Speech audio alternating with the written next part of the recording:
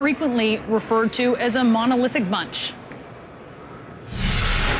But in splitting like this, aren't you sort of underlining the Democratic argument that the Republican Party is split, that the Tea Party is splitting the Republican Party, that there's a chasm between you?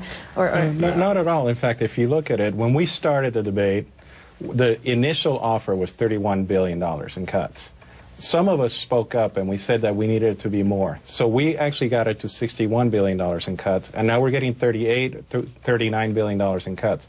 If we hadn't said that we're going to stand and we're going to vote against these things, I think we would have had much less than the 38 or 39 billion right now. Well, we're representing our districts. I mean, when I make decisions, it's not based on what the Republican Party does. I'm elected by the 9th Congressional District. I vote my conscience first and my constituents next. I mean, that's how I make decisions, regardless of our leadership. How do you think the leadership is doing? How do you think Speaker Boehner did on these negotiations? You know, I think they're doing really well. I think they listen to us.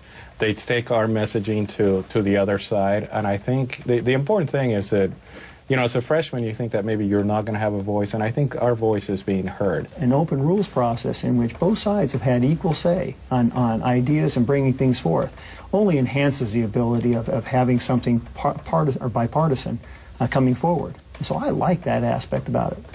Well, there's one thing to say about John Boehner. He's a fighter. Yep. He does fight, and I mean, if there's somebody you want in the foxhole with you, it's going to be John Boehner. So I think he'll work hard to make America proud. And I think that John Boehner listens. He listened to the freshman class, he heard our message, and he went back to the table and he got more cuts. Billions more in spending cuts demanded by these very Tea Party-backed freshmen. Democrats say the Tea Party is the tail wagging the Republican dog, and they've called these members extremist. So, are you crazy, or are you really the sanest people in Washington? You know, if being fiscally responsible is extreme and crazy, then I am. Right. I mean, I'm guilty of that. I'm just a country boy from North Georgia.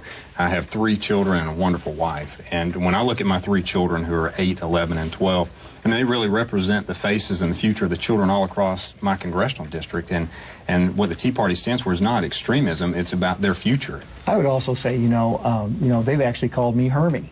And I am a dentist, and if I do my job and I pull that molar out of the abominable, federal government, I've done my job. I kind of like that. Now, a couple of other big spending battles ahead, Wolf, that we've been talking about. The 2012 budget proposed by Budget Committee Chairman Paul Ryan, which includes an overhaul of care. We'll see that